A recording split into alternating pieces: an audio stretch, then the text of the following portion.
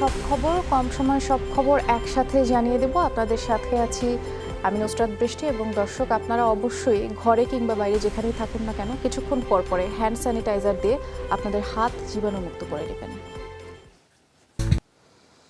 দর্শক, আমরা অত্যন্ত দুঃখের সাথে জানাচ্ছি বিশিষ্ট শিল্পপতি বীর মুক্তিযোদ্ধা যমুনা গ্রুপের চেয়ারম্যান নুরুল ইসলাম ইন্তেকাল করেছেন। ইন্না লিল্লাহি ওয়া ইন্না ইলাইহি রাজিউন।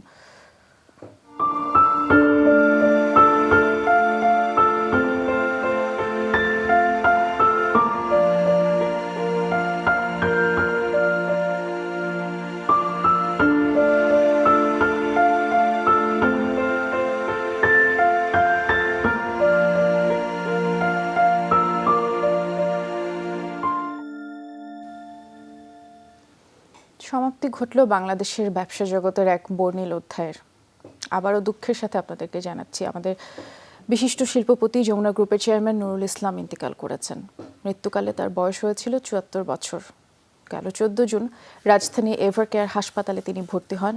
চিকিৎসার জন্য অবসরপ্রাপ্ত ব্রিগেডিয়ার জেনারেল মাহমুদ নূরের নেতৃত্বে ১০ জনের মেডিকেল বোর্ড গঠন করে তার চিকিৎসা চলে। চিকিৎসায় যোগ দেন হার্ট বিশেষজ্ঞ ডাক্তার রিচার্ড এবং কিডনি বিশেষজ্ঞ উহু।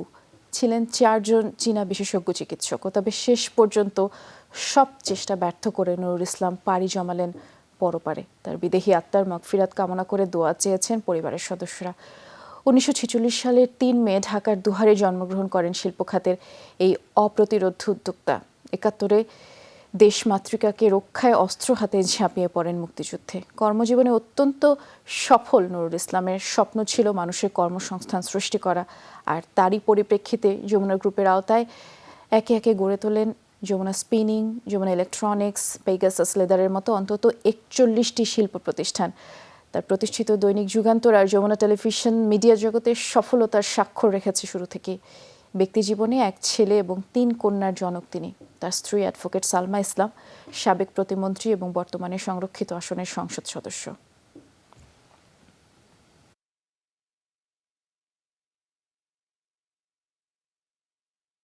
গত ১৪ জুন আমাদের হসপিটালে ৩ দিনের জ্বর, কাশি নিয়ে ভর্তি হন।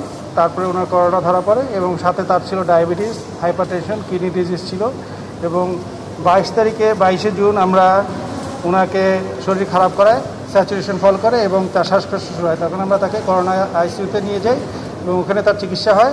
চিকিৎসায় আমাদের প্রায় ১০ জন অভিজ্ঞ চিকিৎসক নিয়োজিত ছিলেন। তারা আপ্রাণ চেষ্টা করেছেন ওনার চিকিৎসার জন্য, কিন্তু তারপর সকল চেষ্টা সত্ত্বেও উনি আজকে বিকাল ৩:৪০ আমাদের ছেড়ে চলে গেছেন। দর্শক, রাজধানী এভারকেয়ার হাসপাতালেই শেষ নিঃশ্বাস ত্যাগ করেন তিনি এবং আমাদের সহকর্মী মনজুর মোর্শেদ সেখানেই আছেন। আমরা একটু তার কাছে সরাসরি যুক্ত হতে চাই। মনজুর, আপনি নিশ্চয়ই আমাকে শুনতে পাচ্ছেন। আসলে ঠিক এই মুহূর্তে আলাদা করে কি প্রশ্ন করব বুঝাটাও কঠিন। আপনি একটু আমাদেরকে ওখানকার শেষ পরিস্থিতি জানাবেন, এছাড়াও স্যারের দাফন এবং জানাজা কখন অনুষ্ঠিত হবে এই বিষয়ে একটু বিস্তারিত জানাবেন।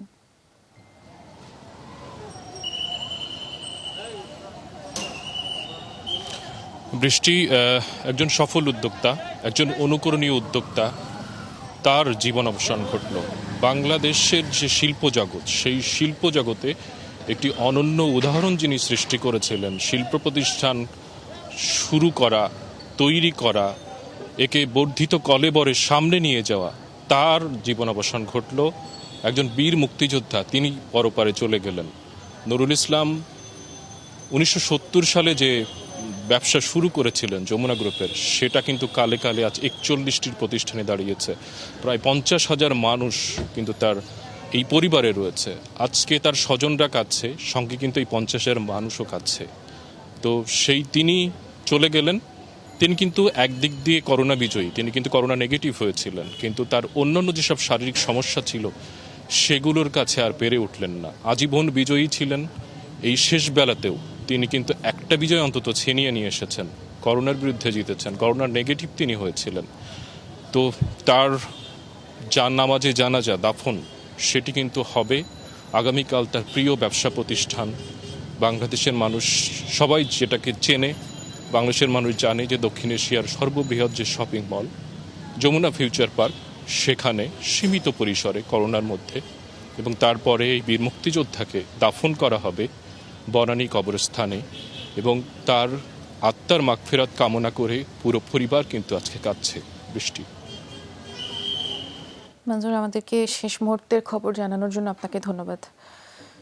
এদিকে যমুনা গ্রুপ চেয়ারম্যান নুরুল ইসলামের মৃত্যুতে শোক জানিয়েছে রাজনৈতিক, সামাজিক, সাংস্কৃতিক সহ বিভিন্ন সংগঠন। বিকেলে তার মৃত্যুর পরেই শোক জানিয়েছেন আওয়ামী লীগ সাধারণ সম্পাদক ওবায়দুল কাদের, সংসদের বিরোধী দলীয় নেতা রওশন এরশাদ, বর্ষিয়ান রাজনীতিবিদ তোফায়েল আহমেদ, জাতীয় পার্টির চেয়ারম্যান জিএম কাদের, বিএনপি মহাসচিব মির্জা ফখরুল ইসলাম আলমগীর, স্বরাষ্ট্রমন্ত্রী আসাদুজ্জামান খান, পরিকল্পনা মন্ত্রী এম এ মান্নান, স্বাস্থ্যমন্ত্রী জাহিদ মালিক, অর্থমন্ত্রী আহম মোস্তফা কামাল, তথ্যমন্ত্রী ডক্টর হাসান মাহমুদ, শিল্পমন্ত্রী নুরুল মজিদ মাহমুদ হুমায়ুন, মৎস্য প্রাণী সম্পদ মন্ত্রী সমর রেজাউল করিম, বস্ত্র ও পাটমন্ত্রী গোলাম দস্তগীর গাজী, এলজিআইডি মন্ত্রী তাজুল ইসলাম, দুর্যোগ প্রতিমন্ত্রী ডক্টর এনামুর রহমান, যুব ক্রীড়া প্রতিমন্ত্রী জাহিদ হাসান রাসেল, বিদ্যুৎ প্রতিমন্ত্রী নসরুল হামিদ, পানি সম্পদ প্রতিমন্ত্রী জাহিদ ফারুক এবং উপমন্ত্রী এনামুল হক শামীম, ঢাকা উত্তরের মেয়র আতিকুল ইসলাম, দক্ষিণের মেয়র শেখ ফজলে নূর তাপস, ঢাকা বিশ্ববিদ্যালয়ের উপাচার্য অধ্যাপক ডক্টর আখতারুজ্জামান, বসুন্ধরা গ্রুপের চেয়ারম্যান আহমেদ আকবর সোবহান, বিএনপি নেতা ডক্টর খন্দকার মোশাররফ হোসেন, আমির খসরু মাহমুদ চৌধুরী, ব্যবসায়ী নেতা আব্দুল আওয়াল মিন্টু, মুক্তিযোদ্ধা তোফাজ্জল হোসেন চৌধুরী মায়া, সাবেক মন্ত্রী নুরুল ইসলাম বিএসসি, কল্যাণ পার্টির চেয়ারম্যান অবসরপ্রাপ্ত মেজর জেনারেল সৈয়দ মোহাম্মদ ইব্রাহিম বীর প্রতীক। শোক জানিয়েছে broadcast journalist centre BJC, supreme court bar, Dhaka আইনজীবী সমিতি, গুলশান হেলথ ক্লাব। শোক বার্তায় বিশিষ্টজনেরা বলেছেন, যমুনা গ্রুপের পরিচালক নুরুল ইসলামের মৃত্যুতে ব্যবসা এবং শিল্পাঙ্গনে অপূরণীয় ক্ষতি হয়ে গেল। আমি ভাবি নাই যেভাবে হঠাৎ জনাব নুরুল ইসলাম বাবুল মৃত্যুবরণ করবেন। আমি তার আত্মার শান্তি কামনা করি, তিনি জান্নাতবাসী হন, পরম করুণাময় আল্লাহর কাছে সেই প্রার্থনা করি। যমুনা গ্রুপের চেয়ারম্যান, বিশিষ্ট মুক্তিযোদ্ধা, এদেশের অন্যতম শ্রেষ্ঠ শিল্পপতি এবং উদ্যোক্তা চলে যাওয়াতে আপনার বাংলাদেশ জাতীয়তাবাদী দলের সর্বস্তরের মানুষ আমরা অত্যন্ত দুঃখিত, শোকাহত। উনি একজন দেশপ্রেমিক, সৎ, সাহসী মুক্তিযোদ্ধা ছিলেন, দেশপ্রেমিক ছিলেন, বঙ্গবন্ধুর ঘনিষ্ঠ একজন সহযোদ্ধা ছিলেন। আমি তার আত্মার শান্তি কামনা করি। হঠাৎ এই ধরনের একটি অপ্রত্যাশিত খবর আমার শুনতে হবে, এটি কোনোভাবেই আমি প্রস্তুত ছিলাম না যে যমুনা গ্রুপের চেয়ারম্যান নুরুল ইসলাম বাবুল সাহেব ইন্তেকাল করেছেন। তিনি বাংলাদেশের শীর্ষস্থানীয় শিল্পোদ্যোক্তা, তিনি অনেকগুলো শিল্প প্রতিষ্ঠান গড়ে তুলেছেন এবং বহু মানুষের কর্মসংস্থান করেছেন এবং একই সাথে তিনি গণমাধ্যমের ক্ষেত্রেও বিরাট ভূমিকা রেখে চলেছিলেন। অনুকরণীয় একজন ব্যবসায়ী নেতা। আমরা অত্যন্ত দুঃখিত যে ওনার মতো একজন মানুষ এমন করে চলে গেল। আর এমনি সময় যখন বেশি দরকার আমাদের দেশটাকে আগায় নিয়ে যাওয়া, যখন আমরা চিন্তা করছি ব্যবসায় নতুন করে ইনভেস্টমেন্ট আসুক, গ্লোবাল ইনভেস্টমেন্ট, দেশি ইনভেস্টররা এগিয়ে যাক, সেই সময় বড় ধরনের একটা ক্ষতি হয়ে গেল দেশের জন্য। দেশের প্রখ্যাত শিল্পপতি, যিনি গোটা জীবন দশায় অসংখ্য কর্মসংস্থান সৃষ্টি করেছেন, দেশের অর্থনীতিতে ব্যাপক গতিশীলতা আনয়ন করেছেন, এরকম একজন দেশপ্রেমিক, সমাজ হিতৈষী, মানুষের কল্যাণকামী মানুষের মৃত্যুতে আমি গভীর শোক প্রকাশ করছি। দেশের গণতন্ত্র, অর্থনৈতিক মুক্তি, জনগণের অধিকার প্রতিষ্ঠায় তিনি তার অবদান রেখেছেন। তিনি শিল্প কলকারখানা করে বাংলাদেশের অর্থনীতিতে অবদান রেখেছেন। ওনার পরিবারের প্রতি আমাদের সশ্রদ্ধ সমবেদনা রইল। দেশের ক্রান্তি লগ্নে কঠিন সময়ে জনগণের পক্ষে বিভিন্ন তথ্য উনি তুলে ধরার চেষ্টা করেছেন, জনগণের পাশে থাকার চেষ্টা করেছেন। শেষ হলো বাংলাদেশের শিল্প খাতের এক বর্ণিল অধ্যায়ের, থেমে গেল এক সংগ্রামী মানুষের জীবন। এক নজরে এই কর্মবীরের জীবনের গল্প দেখে আসা যাক এবার। নুরুল ইসলাম স্বাধীন বাংলাদেশের ব্যবসা বাণিজ্য আর শিল্প খাতের এক আলোচিত আর উজ্জ্বল মুখ। দেশমাতৃকার স্বাধীনতার জন্য জীবন বাজি রেখে ৭১-এ সক্রিয় মুক্তিযুদ্ধে অংশ নেন তিনি। স্বাধীনতার পর দেশ গড়ার কাজে অংশ নেন অপ্রতিরোধ্য এই উদ্যোক্তা। আমরা এশিয়ার মধ্যে একটি উদাহরণ সৃষ্টি করতে পারবো, আমরা একটা মডেল রাষ্ট্র হিসেবে পরিচিতি করতে পারবো। বাংলাদেশ স্বাবলম্বী হবে, মাথা তুলে দাঁড়াবে, এমন কথা মনে প্রাণে বিশ্বাস করতেন নুরুল ইসলাম। তাই শুরু থেকেই তার আগ্রহের পুরোটা জুড়েই ছিল মেড ইন বাংলাদেশ। 71 সনের যুদ্ধ করেছি আমরা বঙ্গবন্ধু নির্দেশে। সেদিন আমরা 30 লক্ষ শহীদের বিনিময়ে, 2.5 লক্ষ মা বোনের ইজ্জতের বিনিময়ে আমরা এই দেশ স্বাধীন করেছি। সুতরাং 9 মাসের যুদ্ধে আমরা একটা ভূখণ্ড পেয়েছি, নাম হলো বাংলাদেশ। লাল সবুজের পতাকা পেয়েছি। সারা বিশ্বে আমরা মাথা উঁচু করে কথা বলি, আমরা বাঙালি। যমুনা ফ্যান বা অ্যারোমেটিক সাবানের মতো জনপ্রিয় ব্র্যান্ড তৈরি করেছিলেন তিনি। কেবল গার্মেন্ট বা ডেনিম নয়, উৎপাদনে নানা বৈচিত্র্য এনেছিলেন স্বপ্নবাজে মানুষ। গ্রামে গঞ্জে সাধারণ মানুষের কাছে ফ্রিজ, মোটরসাইকেল সহ নানা প্রয়োজনীয় সামগ্রী পৌঁছেছেন তিনি। গড়ে তুলেছেন এই অঞ্চলের সবচেয়ে বড় shopping mall Jamuna future park. আপসীন এই ব্যবসায়ী দেশের গণমাধ্যমেও করেছেন বিশাল বিনিয়োগ। পাঠকপ্রিয় দৈনিক যুগান্তর প্রতিষ্ঠা করেন তিনি আরও প্রায় 2 দশক আগে। বিশ্বমানের বাংলাদেশি টেলিভিশন তৈরি ছিল নুরুল ইসলামের বিশাল এক স্বপ্ন। তা বাস্তবায়নে 2009 সালে প্রতিষ্ঠা করেন যমুনা টেলিভিশন। বিটিআরসির নির্দেশে পরীক্ষামূলক সম্প্রচারেই তা বন্ধ হলেও হাল ছাড়েননি সংগ্রামী এই উদ্যোক্তা। টানা 4 বছর আইনি লড়াই শেষে 2014 সালে সর্বোচ্চ আদালতের রায়ে চালু হয় তার স্বপ্নের যমুনা টিভি। উৎপাদনমুখী 41টি শিল্প কারখানা প্রতিষ্ঠা করেন এই কর্মবীর। এসব প্রতিষ্ঠানে প্রায় লাখো মানুষের কর্মসংস্থান করেছেন তিনি। হবিগঞ্জে চলমান শিল্পাঞ্চল তৈরির কাজ পুরোপুরি শেষ করে যেতে পারলেন না তিনি। নিরহংকার সাদামাটা জীবনযাপনে অভ্যস্ত নুরুল ইসলামের স্ত্রী, সাবেক মহিলা ও শিশু বিষয়ক প্রতিমন্ত্রী অ্যাডভোকেট সালমা ইসলাম এমপি। 1 পুত্র ও 3 কন্যার জনক তিনি। 1946 সালের 3 মে ঢাকার দোহারে জন্মগ্রহণ করেছিলেন এই সাহসী উদ্যোক্তা। সবাইকে কাঁদিয়ে 74 বছর বয়সে বিদায় নিলেন এই কর্মবীর। মাহফুজ মিশু, যমুনা নিউজ, ঢাকা। দেশে আরও বেড়েছে করোনার প্রকোপ। গত 24 ঘন্টায় সর্বোচ্চ পরীক্ষার তুলনায় সংক্রমিত হয়েছে 24.95%। একদিনে মারা গেছেন আরও 39 জন। দুপুরে নিয়মিত ব্রিফিংয়ে এসব তথ্য জানিয়েছেন অধিদপ্তরের অতিরিক্ত মহাপরিচালক অধ্যাপক নাসিমা সুলতানা।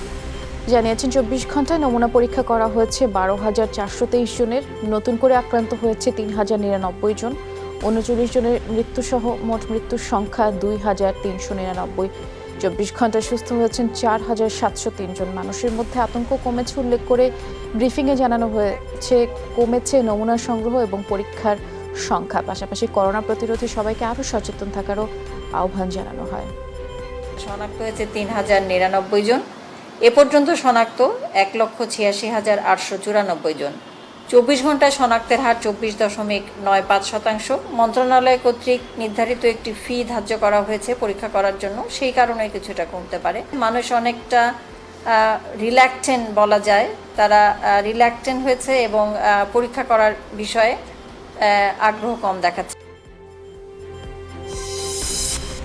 করোনা পরীক্ষায় জালিয়াতির অভিযোগে দায়ের করা মামলায় গ্রেফতার জেকেজি হেলথ কেয়ারের চেয়ারম্যান ডক্টর সাবরিনা চৌধুরীর 3 দিনের রিমান্ড মঞ্জুর করেছেন আদালত। সোমবার ঢাকা মেট্রোপলিটন ম্যাজিস্ট্রেট শাহিনুর রহমান শুনানি শেষে এই আদেশ দিয়েছেন।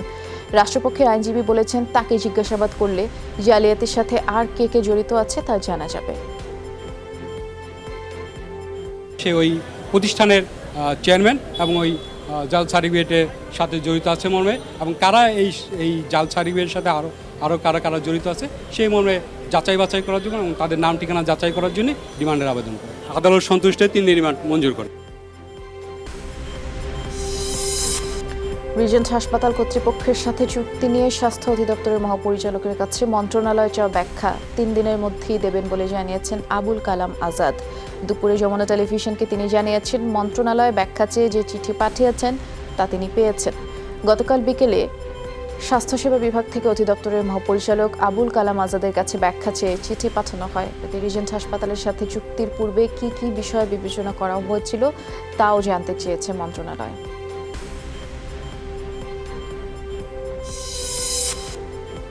নেশার টাকা জোগাড়ে প্রেমের ফাঁদ পেতে বাসায় নিমন্ত্রণ, এরপরে ব্ল্যাকমেইল করে টাকা দাবি, তা দিতে অস্বীকার করায় স্বামী স্ত্রী মিলে খুন করেছে এক ব্যবসায়ীকে।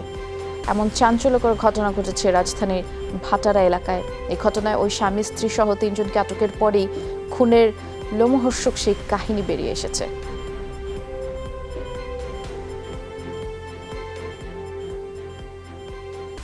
সকালে আপেলে কলিং বেল দিল আমার দরজার সামনে, খোলার পরে কান্টি আমার গেটটা খুলে দেন, আমি দেশে যাবো। আমি গেট খুলে দিয়ে আমি আসা করছি। সন্ধ্যার দিকে ফোন দিয়ে বলতেছি কি যে আমি নতুন বাজার আছি, ভাটারা থানার সামনে আমার এসে নিয়ে যাও। তখন আমি আর যাইতে পারিনি, এই জন্য আমার জামাইটা পাঠিয়েছিল। দরজা দিয়ে দেখে যখন বের হতে নিছে তখন আমি টান দিছি, টান দিয়ে ভিতরে আনছি আর রাকিব দরজাটা আটকেছি। তখন আমি তাকে পেটে, আমার হাতে যখন কামড় দিচ্ছি তখন তাকে পেটে আমি গায়ে দিয়েছি। তখন চিৎকার শুনে আমার ওয়াইফ আসছে, আসার পর আমার ওয়াইফকে ধরছে ওকে, তারপর আমি ওকে গায়ে দিয়েছি। সে যখন পড়ে গেছে তখন ওই যে ওনা ছিল একটা, ওনাটা তার মুখের মধ্যে দিয়েছি। নিজের স্ত্রীকে দিয়ে বিভিন্ন সময় বিভিন্ন জনকে টেলিফোন করে তাদেরকে বাসায় ডেকে নিয়ে গেছেন, বিভিন্ন নেশার পান করিয়েছেন। করোনাকালে অনেকেরই উপার্জন হারিয়ে যাওয়ার কারণে এভাবে একটা চেষ্টা চালাচ্ছে জীবিকা উপার্জনের জন্য। দেশের প্রধান প্রধান নদ নদীর পানি বেড়ে বন্যা পরিস্থিতির আরও অবনতি হয়েছে। দুর্ভোগে উত্তর মধ্যাঞ্চলের লাখো মানুষ। প্রবল বেগে ধেয়ে আসে উজানের ঢল আর বৃষ্টিতে উত্তরে তিস্তার পানি বিপদসীমার 44 সেন্টিমিটার উপর দিয়েই বাইছে এবং প্লাবিত নতুন নতুন জনপদ। ব্যারেজের সবকটি গেট খুলে দিয়েও নিয়ন্ত্রণ করা যাচ্ছে না পরিস্থিতি। কয়েক হাজার মানুষকে নিরাপদ আশ্রয় সরিয়ে নিতে তীরবর্তী এলাকায় প্রশাসনের পক্ষ থেকে মাইকিংও করা হয়। ব্রহ্মপুত্র, ধরলার দুধকুমার এবং দুকুল ভাসিয়েছে। পূর্বাঞ্চলে সুরমা, কুশিয়ারা, সারি নদীর পানি বেড়েছে। জলবন্দী সুনামগঞ্জের সবকটি উপজেলা এবং বন্যা পরিস্থিতির আরও অবনতি হয়েছে।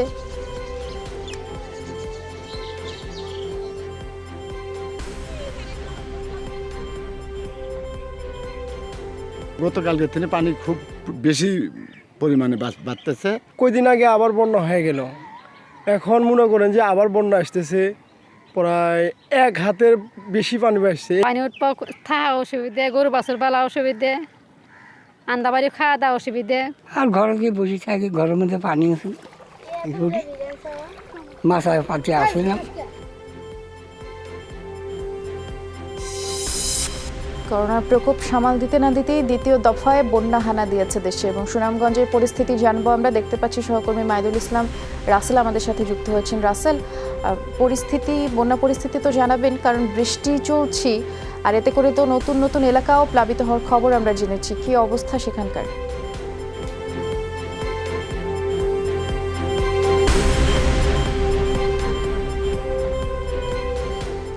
ঠিকই বলেছেন, আমি সকাল থেকে সুনামগঞ্জের বেশ কয়েকটি উপজেলা ঘুরেছি। আমি এই মুহূর্তে পৌর শহরে রয়েছি, 2 নম্বর ওয়ার্ডের একটি গলির ভেতরে রয়েছি।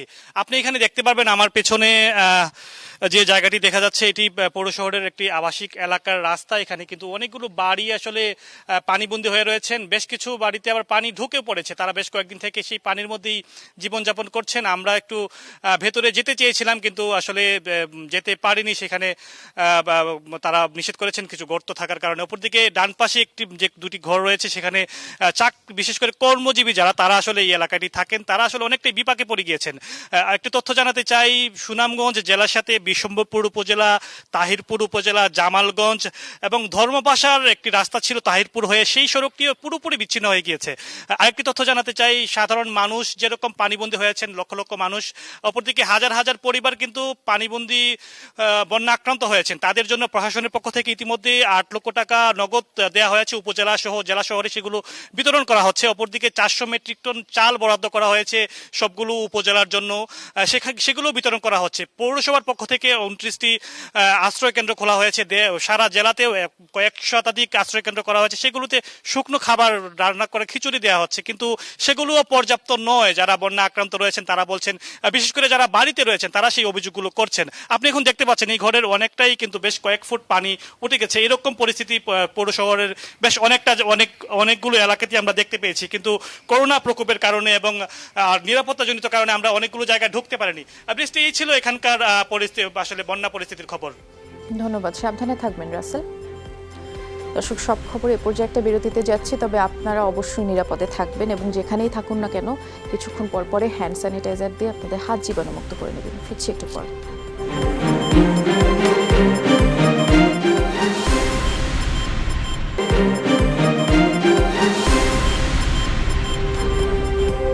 আবারও আমন্ত্রণ, সব খবর দেখছেন আপনারা। বাড়ছে না ঈদুল আজহার ছুটি, 3 দিনই থাকবে এবারের ছুটি। মন্ত্রিসভার বৈঠকে এমন সিদ্ধান্ত হয়। বৈঠক শেষে কথা জানিয়েছেন মন্ত্রিপরিষদ সচিব খন্দকার আনোয়ারুল ইসলাম। সোমবার প্রধানমন্ত্রীর সভাপতিত্বে অনুষ্ঠিত মন্ত্রিসভায় শেখ হাসিনা মেডিকেল বিশ্ববিদ্যালয়ে আইন খুলনা 2020-এর খসড়ার নীতিগত অনুমোদন দেওয়া হয়। এ বৈঠকে বাংলাদেশ ও পালাওয়ের মধ্যে কূটনৈতিক সম্পর্ক স্থাপনে প্রস্তাবিত চুক্তিতে অনুসমর্থনের অনুমোদন দেয় মন্ত্রিসভা। বৈঠকে চলতি বছরের প্রথম 3 মাসে মন্ত্রিসভার বিস্তারিত তুলে ধরা হয় এবং সভা শেষে মন্ত্রিপরিষদ সচিব জানিয়েছেন, ঈদুল আজহার সময় করোনার চিকিৎসা যাতে ব্যাহত না হয় এজন্য চিকিৎসক, স্বাস্থ্যকর্মী, মাঠ প্রশাসন সহ সকলকে কর্মস্থলে থাকার নির্দেশ দিয়েছেন প্রধানমন্ত্রী। ঈদের সময় যে 3 দিন ছুটি আছে, এই 3 দিন ছুটি বর্ধিত হবে না। আর যে যেখানে থাকবে, যার যেখানে কর্মস্থল, সে তার হেডকোয়ার্টার ত্যাগ করতে পারবে না। দলের ভিতরে বর্ণচোরা সেজে যারা অর্থ সম্পদ বৃদ্ধির চেষ্টা করে এবং দলের ভাবমূর্তি বিনষ্ট করবে, তাদের ছাড় দেওয়া হবে না বলে হুঁশিয়ার করে দিয়েছেন আওয়ামী লীগের সাধারণ সম্পাদক ওবায়দুল কাদের। সকালে বাসভবন থেকে নিয়মিত ব্রিফিংয়ে এই হুঁশিয়ারি উচ্চারণ করে বলেছেন, আওয়ামী লীগ এদেশের মাটি ও মানুষের সংগঠন, জনগণের বুকের গভীরে রয়েছে শেকড়। দলের নাম ভাঙিয়ে অনিয়মের আশ্রয় নিয়ে কাউকেই ভাগ্য বদলাতে দেওয়া হবে না। তিনি আরও বলেছেন, আওয়ামী লীগে আশ্রয়ী, লোভী, ষড়যন্ত্রকারীদের দলে আর সুযোগ নেই। জানিয়েছেন, সরকার অনিয়ম দুর্নীতির বিরুদ্ধে সরকারের অবস্থান অত্যন্ত কঠোর। আরও বলেছেন, দেশের মানুষ এখন দোষারোপের রাজনীতি পছন্দ করে না, আর এজন্য রাজনীতি হতে হবে মানুষকে বাঁচানো ও বৈশ্বিক সংকট, করোনার সংক্রমণ রোধ। যারা অপরাধী, অপরাধীর অপরাধকেই অপরাধ হিসাবে বিবেচনা করে শেখ হাসিনা সরকার, যারা দলের ভেতর বর্ণচোরা হয়ে দলের ভাবমূর্তি নষ্ট করবে, নিজের সহায় সম্পদ বৃদ্ধির চেষ্টা করবে, অনিয়ম করে, তাদের আমি সতর্ক করে দিচ্ছি। এদিকে সরকার লুটপাট করতে সুবিধা নিতে জেকেজি, রিজেন্টের মতো প্রতিষ্ঠানগুলোকে কাজের সুযোগ দিয়েছে বলে অভিযোগ বিএনপির জ্যেষ্ঠ নেতাদের। দুপুরে করোনা ভাইরাস দুর্নীতি, জনগণের প্রতি নিষ্ঠুরতা শীর্ষক ভার্চুয়াল আলোচনা সভায় তারা অভিযোগ জানিয়েছেন। বলেছেন, করোনা ভাইরাস মোকাবেলায় সরকার প্রয়োজনীয় পদক্ষেপ নিতে পারেনি, বরং তাদের পৃষ্ঠপোষকতায় কিছু ব্যক্তি করোনাকালীন সময়কে ব্যবসা হিসেবে বেছে নিয়েছে। বিএনপির তুলনায় বর্তমান সরকারের আমলে স্বাস্থ্য ব্যবস্থার আরও অবনতি হয়েছে। দুর্নীতি কমিশনও তাদের বিরুদ্ধে নামমাত্র ব্যবস্থা নিচ্ছে।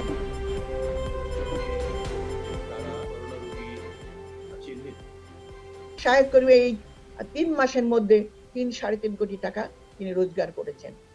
এখন আমরা যেটা দেখতে পাচ্ছি, আমরা যদি এখন আওয়ামী লীগের প্রতিটি ব্যাপার দেখতে যাই, তাহলে আমরা দেখতে পাচ্ছি দুর্নীতিকে আর আওয়ামী লীগকে গ্রাস করে ফেলেছে। তাদের যারা পৃষ্ঠপোষকতা আছেন, তারা এখন এই করোনাকালীন সময়কে একটা ব্যবসা হিসেবে ধরে নিয়েছে।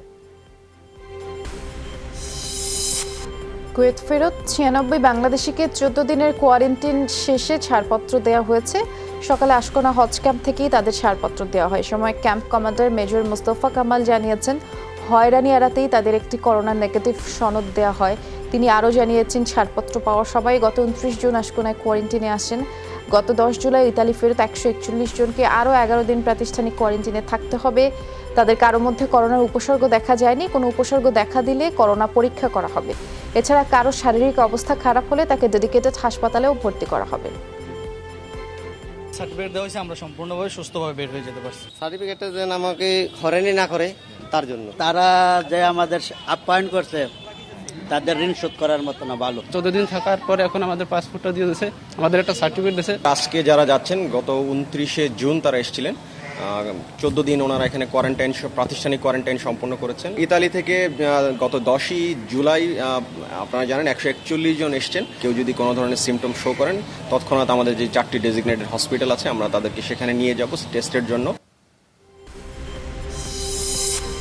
ঝুঁকি মাথায় নিয়ে শহরের মধ্যে পশুর হাট বসছে, অর্থাৎ তোয়াক্কা করা হচ্ছে না করোনা রোধে কারিগরি পরামর্শ কমিটির নির্দেশনা। কমিটি বলেছিল, ঢাকা, চট্টগ্রাম, গাজীপুর এবং নারায়ণগঞ্জ শহরে কোনোভাবেই যেন পশুর হাট না বসে। স্থানীয় সরকার মন্ত্রী বলছেন, এমন নির্দেশনা মানার আর সুযোগ নেই। এদিকে হাট ইজারা দেওয়ার কাজও চূড়ান্ত করছে সিটি কর্পোরেশনগুলো।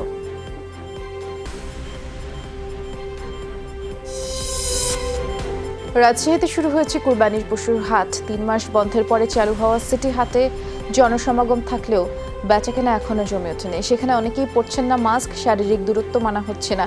করোনাকালে স্বাস্থ্যবিধি মানতে এবং মানাতে হাটের ইজারাদারদের উদ্যোগী হওয়ার কথা থাকলেও সেই তৎপরতা নেই। পশুর হাটের আশপাশে গড়ে ওঠা অস্থায়ী হোটেলগুলোতেও স্বাস্থ্যবিধি মানা হচ্ছে না। জীবাণুমুক্ত করার ন্যূনতম উদ্যোগ না থাকলেও হাত ধোয়ার জায়গা করে দিয়েই ব্যবসা ফেঁদেছে অসাধুরা। করোনাকালে পশুর হাটের এমন বেহাল অবস্থা দেখে প্রবেশ মুখ থেকেই অনেকে ফিরে যাচ্ছেন এবং বলছেন এতে ঝুঁকি বাড়াচ্ছে সামাজিকভাবে করোনা সংক্রমণের। রাস্তার ধারে গরু দাঁড়াতে দিছে না, বাজারের ভিতর দিয়ে দিয়েছে, ওখানে আপনার গ্যাঞ্জাম বেশি হয়েছে হাটের ভিতর। গান চাঁদি আছে তো, করোনার ভয় নাই? না না, ভয় আছে, সবারই ভয় আছে। মাস্ক আমি খুলে রেখেছি। মাস্ক ন্যূনতম স্বাস্থ্যবিধি হাটের মধ্যে আসলে মানা হচ্ছে না। গরু হাটার লোক কাকে বলবেন?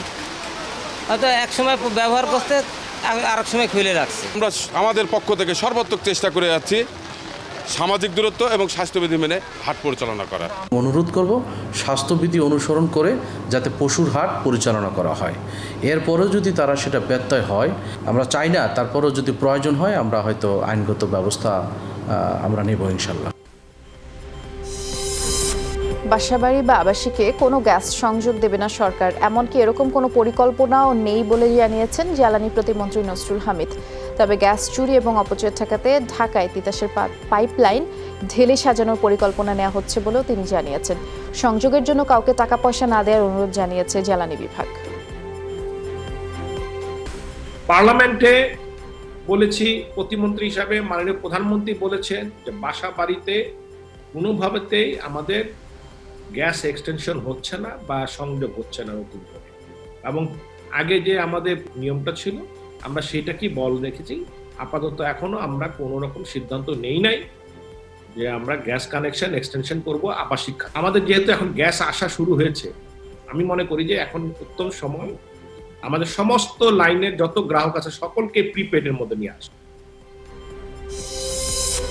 করোনার প্রভাবে চট্টগ্রামে থমকে গেছে নার্সারি ব্যবসা। গত বছরের এই সময়ে বেচাকেনায় মুখর ছিল চট্টগ্রামের নার্সারিগুলো, তবে এবারের চিত্র ভিন্ন। বিভিন্ন নার্সারিতে বিক্রি না হওয়া প্রায় 5 কোটি চারা নিয়েই চিন্তিত চট্টগ্রামের নার্সারি মালিকরা। চট্টগ্রাম জেলার 141টি নার্সারিতে অবিকৃত অবস্থায় পড়ে আছে প্রায় 150 কোটি টাকার চারা গাছ। ভরা মৌসুমেও বেচাকেনা নেই। করোনার ধাক্কা সামলে এই ব্যবসা টিকিয়ে রাখতে প্রণোদনা চান খাত সংশ্লিষ্টরা। অন্যান্য বছরগুলোতে মার্চ থেকে জুলাই পর্যন্ত 5 মাসে বিভিন্ন নার্সারিতে বিক্রি হয় বিভিন্ন প্রজাতির কয়েক কোটি চারা গাছ। দুইটা বৃক্ষ মেলা হয়, একটা উত্তর বন বিভাগের, একটা চট্টগ্রাম সিটি কর্পোরেশন কর্তৃক মহামারী করোনা ভাইরাসের জন্য দুইটা মেলা আমাদের এবারে স্থগিত রয়েছে। প্রতি বছর আমরা এক একটা নার্সারি কমপক্ষে 5 লক্ষ চারা সেল করি, কিন্তু এই বছর তার অর্ধেকও নেই। যে পরিমাণ কাস্টমার তার 20% এখন নাই, এবং কি এই সময় আমাদের যে সেলটা ছিল তার 4 ভাগের 1 ভাগ এখন। সব দিকে একই অবস্থা, যার ফলে স্টাফদের বেতন ঠিকভাবে দিতে পারতেছে না। 150 কোটি টাকার মতো নার্সারি মালিক সমিতিরা ক্ষতিগ্রস্ত আছেন। তাই আমার বিনীত আকুল আবেদন এই দেশের সরকারের প্রতি, যদি আমাদের কিছু এই শিল্পকে বাঁচিয়ে রাখার জন্য যদি কিছু সহযোগিতা করেন, তাহলে এই নার্সারির মালিকেরা অন্ততপক্ষে 2 বেলা খাইয়ে বেঁচে থাকতে পারবে। করোনাকালে পাহাড়ে থেমে নেই অদম্য নারীরা। সাংসারিক কাজকর্মের পাশাপাশি ব্যবসা বাণিজ্য চালিয়ে যাচ্ছেন। এখানে পুরুষের চেয়ে নারীর দাপট বরাবরই বেশি। জীবিকার যোগান তো বটেই, গৃহস্থালির কাজ, সমতলের কৃষি কিংবা জুম চাষ, সবখানেই নারীর পদচারণা। কিন্তু লকডাউনে নারীদের সামাল দিতে হচ্ছে হাজারো চ্যালেঞ্জ। বিক্রির জন্য পণ্য মিলছে না হরহামেশা, জটিলতা আছে যাতায়াত নিয়েও। তাদের স্বনির্ভরতা নিশ্চিতে কাজ করছে স্থানীয় নারী সমিতি। সহায়তার আশ্বাস দিয়েছে উপজেলা প্রশাসনও। বান্দরবানের বিভিন্ন উপজেলায় নানা পেশায় যুক্ত আছেন কয়েকশো নারী। হবে ছেলে মেয়েকে খাওয়াতে হবে, তার জন্য ওগুলি আমরা বিক্রি করতে হয়। আমি অসুস্থ, বাচ্চা মেয়ে 2জন আছে, পড়ালেখা করার জন্য অনেক কষ্ট। কাজ না করলে আর বাচ্চা কোথায় থেকে পাবে? লকডাউনের সময় এগুলা আস্তে আস্তে কমে গেছে। তারপরে হচ্ছে যদি ভবিষ্যতে নর্মাল অবস্থা আসে তাহলে কিভাবে তারা এই দুর্যোগটাকে মোকাবেলা করে আবার দাঁড়াতে পারবে, সেই চিন্তা ভাবনাগুলো আমরা করছি। পার্বত্য এলাকার নারীরা অবহেলিত, তাই বর্তমান সরকার নারীর উন্নয়ন ও ক্ষমতায়নের যে উদ্যোগ নিয়েছে তা বাস্তবায়নের লক্ষ্যে আমরাও কাজ করে যাচ্ছি।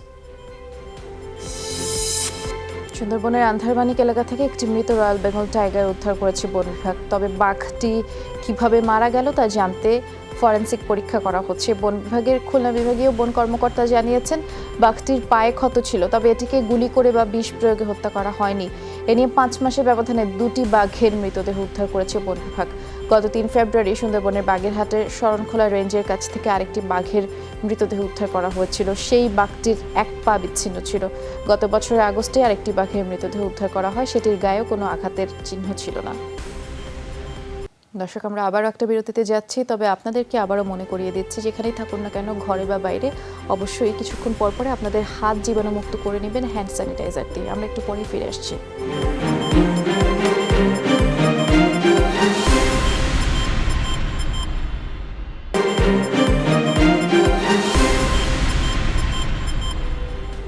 আবার আমন্ত্রণ, সব খবর দেখছেন আপনারা। দেশের ইতিহাসে প্রথমবারের মতো ভার্চুয়ালি বসল সর্বোচ্চ আদালত। প্রধান বিচারপতির নেতৃত্বাধীন আপিল বেঞ্চ। সোমবার প্রধান বিচারপতির নেতৃত্বে 6 বিচারপতি এই আপিল বেঞ্চ ভার্চুয়ালি বসে। সংসদে ভার্চুয়াল আদালত আইন পাশ করার প্রধানমন্ত্রীকে ধন্যবাদ জানান প্রধান বিচারপতি সৈয়দ মাহমুদ হোসেন। তিনি বলেছেন, ভার্চুয়াল কোর্ট একটি যুগান্তকারী অধ্যায় বিচার বিভাগের জন্য। দুর্যোগের সময় এটি বিচার বিভাগের জন্য গুরুত্বপূর্ণ ভূমিকা পালন করেছে। প্রধান বিচারপতি বলেছেন, সপ্তাহে 2 দিন বসবে ভার্চুয়াল কোর্ট। সব ঠিক থাকলে সপ্তাহে 5 দিনই ভার্চুয়াল আপিল বেঞ্চ চালু করা হবে। প্রধান বিচারপতি বক্তব্যতে স্পষ্ট করে বলেছেন, উনি মাননীয় প্রধানমন্ত্রীকে ধন্যবাদ জানিয়েছেন, আইনমন্ত্রীকে ধন্যবাদ জানিয়েছেন। একটি অর্ডিন্যান্স পাস করছে, পরবর্তী সেটা আইনে রূপান্তরিত করেছে এবং সবার কোঅপারেশন চেয়েছেন বার বেঞ্চ।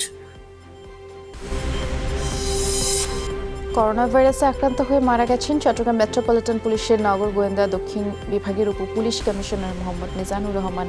ভোরে রাজারবাগের কেন্দ্রীয় পুলিশ হাসপাতালে চিকিৎসাধীন অবস্থায় শেষ নিঃশ্বাস ত্যাগ করেন তিনি। পুলিশ সদর দপ্তরে এআইজি মোহাম্মদ মহিউদ্দিন ফারুক এক ফেসবুক বার্তায় তথ্য নিশ্চিত করেছেন। গত 23 জুন থেকে ডিবির উপকমিশনার মিজানুর রহমান করোনা ভাইরাসে আক্রান্ত হয়ে গুরুতর অসুস্থ হন। সেদিন থেকেই তিনি রাজারবাগে কেন্দ্রীয় পুলিশ হাসপাতালে চিকিৎসাধীন ছিলেন।